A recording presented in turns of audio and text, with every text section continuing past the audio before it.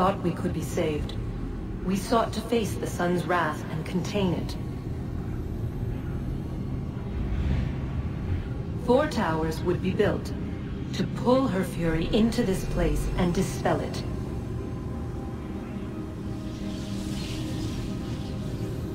But even with all we knew, with all we had, it would take too long. 1,000 years we could labor and still the work would not be done. The first tower was never completed. The project abandoned. We moved on. But while we labored on other endeavors, a few returned. They thought to automate the process. Metal might finish what flesh could not.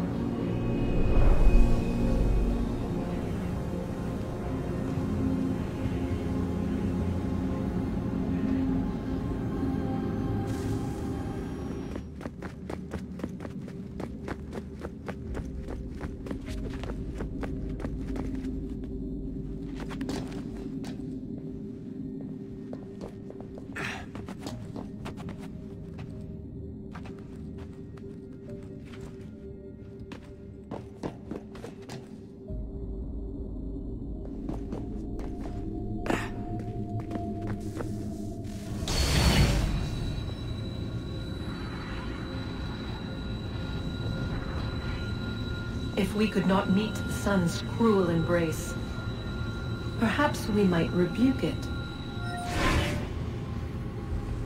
Already we could generate the fields to protect us in times of strife. But these were small and simple things. To replicate them on a scale the size of a world, we lack the energy to make it so. Half the world, they said then. It is better than none at all. We tried. Again, we failed. A quarter, they asked. Even this we could not do. A 1/6, an 1/8, a 1/10, they cried. The answer was still the same. Perhaps in time a city might be spared. But it was time we did not have. So we moved on.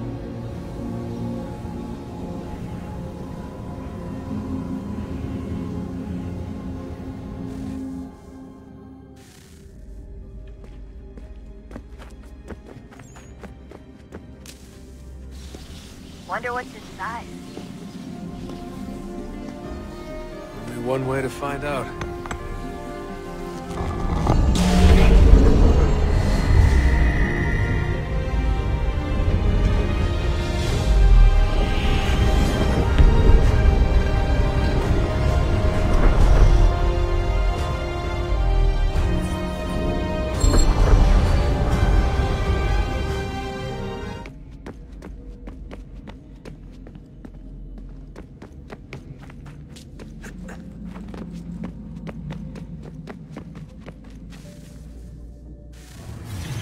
What is a fact? Is it fixed? Immutable? Certain in its existence and only awaiting discovery? Or might it be changed? Here we learned the answer and thought that it might save us. They were used to command, to control, to own. But we soon discovered another use. When enough sat in thrall and were told to believe, their thoughts took on form. What was imagined became real. If 100 minds could wish away a wall or create a tree, what might 1,000 do? 10,000? More? Might we change the consensus and will the thread away?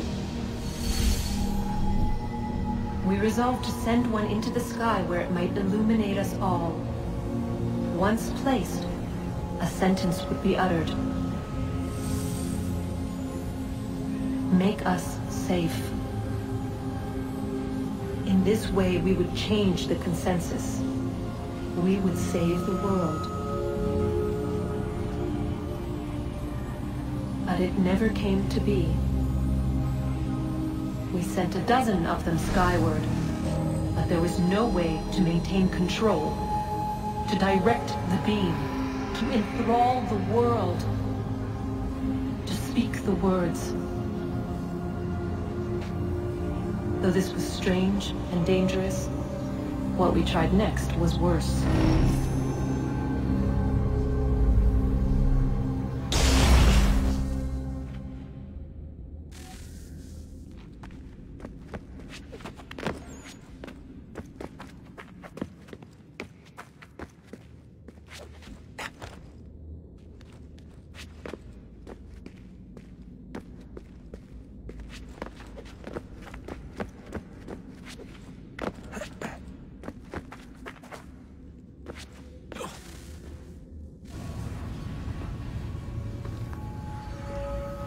Our first instinct was to travel back, to change the past.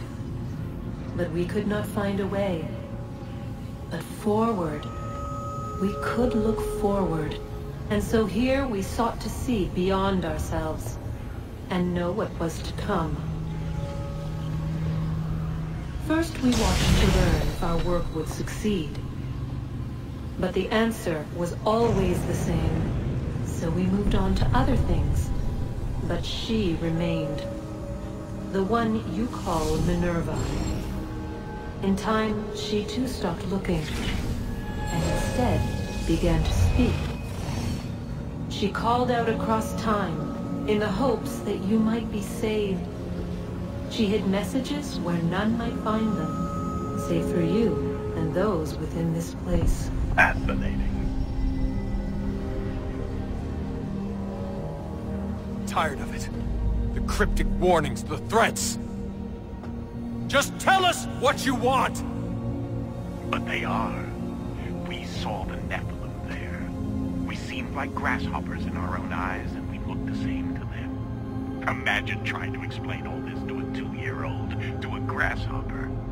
When they said the will of the gods was unknowable, they meant it. Literally. I killed her, you know. I killed Lucy. It was the apple, son. It was Juno. I saw what she was. What would happen if I let her live? I could have stopped myself. I mean, there was a force there. But I didn't have to. I chose to. Desmond. Lucy was going to betray us and take the apple back to Abstergo. I saw the satellite launched. I saw them turn it on, and then it failed. Whatever's on the other side of that door, it benefits Juno. We need to be careful.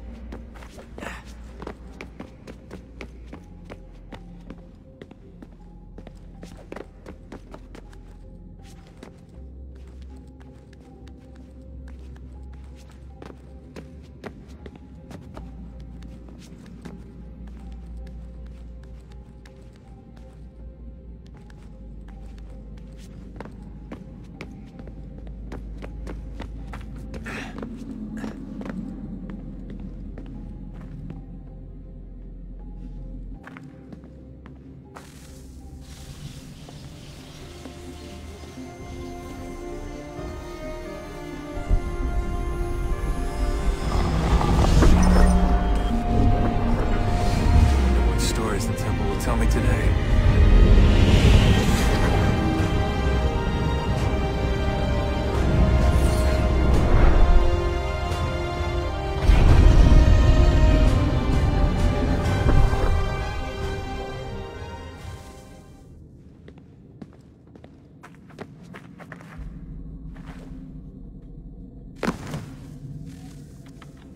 I'm telling you, there's something down here. Don't be daft. I don't know, maybe they were sleeping or something and we woke them. Some kind of cryogenics? Or hibernation? I mean, how do we know what the hell they were doing down here? They were working on a bunch of different solutions, but nothing worked. Just went from one to the next, and then... I don't know. They must have left at some point. After the end. I wonder what the world would be like if they'd succeeded. I'm more concerned about what it'll be like if we don't. Salvation. They found a way. Too late for them, but not for you. Sealed to protect it. Though now it bars your way. Find the key. The past will tell.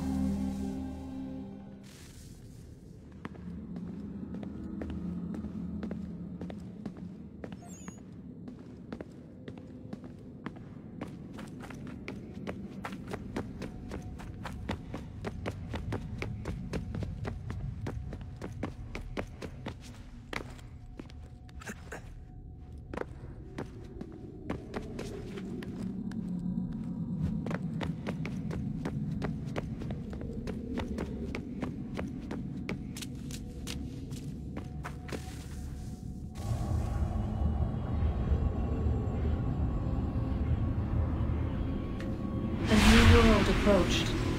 One that was dark and cold. It would consume us. For we were flesh, and flesh is frail. Though suits and shields might offer comfort, such adornments would not suffice. Not to save us all. So we sought to change what we were. In this manner, we might thrive in a world made poisonous. It was Aita who volunteered to see if it might be done. Aita, my husband, my love. In the end, it changed him, ruined him. He was made a prisoner of the machines. The body might survive, but his mind became brittle to the touch. He begged me for release, for days, for weeks, for months. I pleaded with him to give us time to find another way. But there wasn't one. Not for him. Not for us.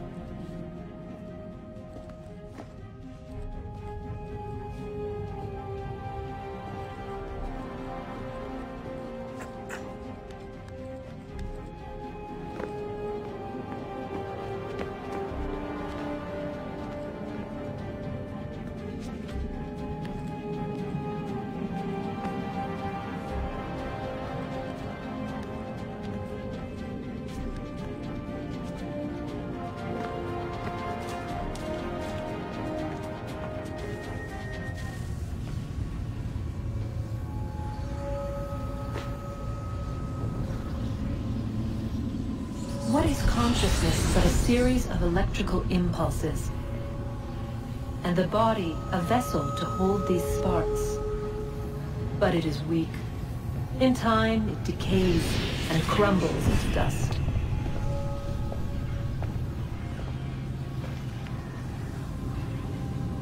We asked ourselves then, what if it might be replaced with something stronger, something better? So we forged a new vessel, one that might endure. It proved easy enough to enter.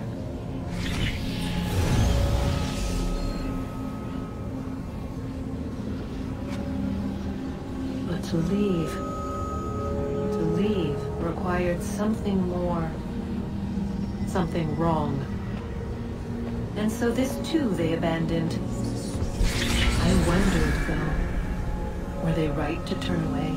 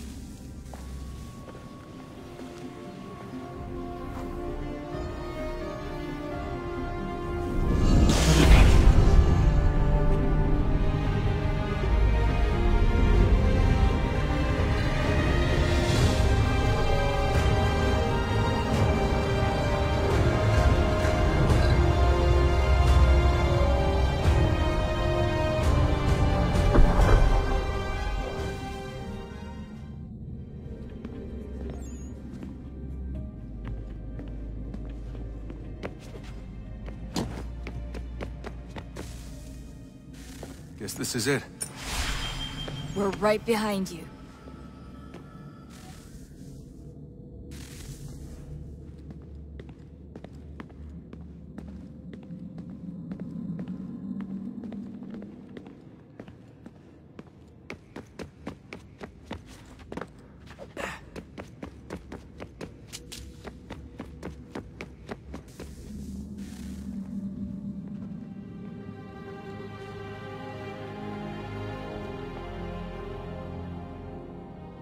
Moment of truth.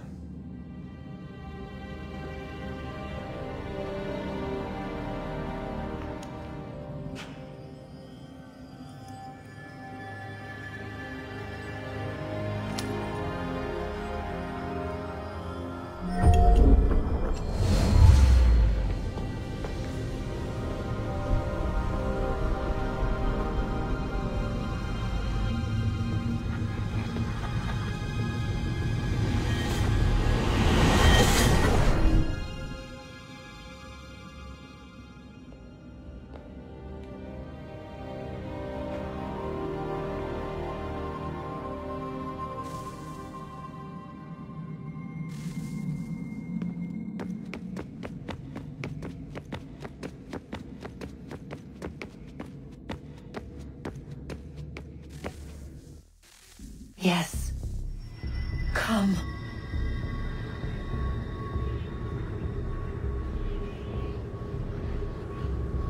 Here, at last.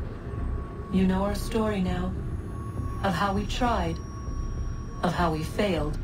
All our hopes extinguished. Save one. Your touch. A spark. A spark to save the world. Wait! Do not touch the pedestal. Minerva? You. But how? You left. You destroyed the device. Did you think there was only one? What the hell is going on here? You must not free her. Free her? Juno dwells within these walls, awaiting release. I will explain. While we worked to save the world, she sought instead to conquer it. She used our machines to set her plans in motion. Divination through numbers. There is a pattern to existence. To comprehend the calculations is to tame time. This was my focus. And so I built the eye to aid us. But she turned it towards her own ends. When we discovered her treachery, we put a stop to it. And then we left. But first we called to you, that you might try again. We thought it would be safe with her gone. Now I see we were deceived. She survived, she endured, and then she began to work. For centuries, Tinia and I walked the world, hoping to rekindle the spark of civilization. We shared what we knew as best we could. We were not the only ones, but for all the power we wrought, still death would claim us. But before it did, I would have one last look to know if we had succeeded. That's how you're here now? I had hoped you might find this place and finish our work. But it is too late. You and the Templars have squabbled over our refuse. You have wasted centuries, and so you have lost your chance. You cannot hope to stop the end now, Desmond. Only to survive. She's lying! Only touch the pedestal and the world will be saved. Better the world burn than she be loosed upon it. Is that so? Show him then. But he will not understand. It is complicated. It is... Show me. If you heed Minerva, the sun will have its way. The ground will crack and spit fire into the skies. All the world will burn. But this does not end the world, merely heralds its arrival. Darkness follows. Then you emerge, resolving to lay a foundation that such a tragedy does not befall the world again. You will become a symbol to those who survive. Hope, knowledge, determination. You will inspire them to rebuild, to thrive once more. And as the world heals, so too will humanity. But you are just a man, frail and mortal. You pass from the world, leaving behind only a memory. A legacy. You will be remembered first as a hero, later as a legend, and in time as a god. It is the cruelest fate to have written words that meant well and see them made wicked and unwise. What was meant to encourage life, used instead to justify taking it. And so now you see that what was shall be again. So tell me, how is this better?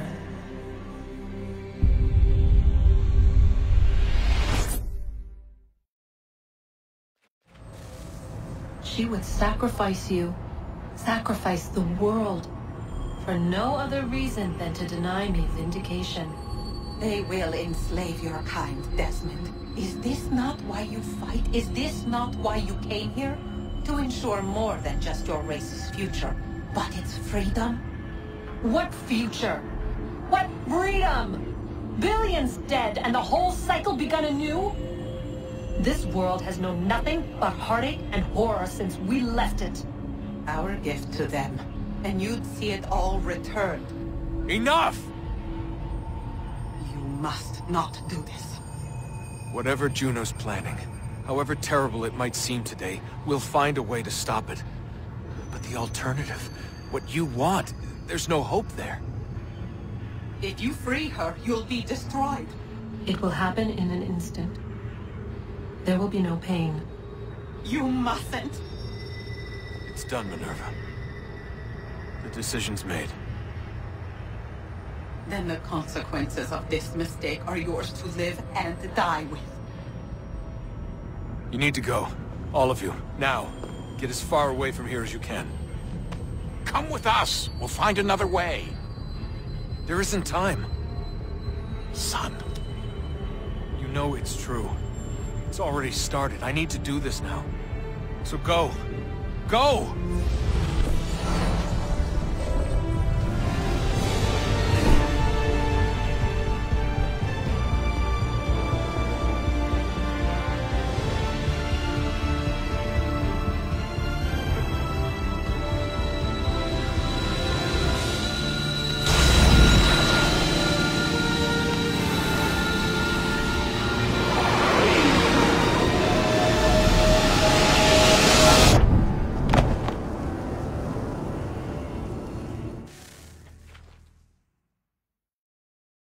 It's some sort of global aurora borealis. Never seen anything like this before. Eyewitnesses describe electrical storms and erratic displays of unusual weather. Residents are being asked to remain inside and wait for geological surveys are now reporting seismic activity throughout the Ring of Fire. Northeastern Canada is said to be experiencing the largest on on record, satellites and transformers are failing as the flare increases in intensity. Worldwide reports of blackouts seems to be receding. Residual seismic and volcanic activity is being reported, but nothing approaching earlier levels. Obviously, it'll be a while before experts are able to assess the full extent of the damage caused by today's event.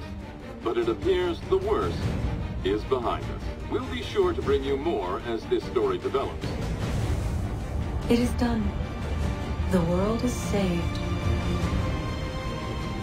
You played your part well, Desmond. But now it's time that I played mine.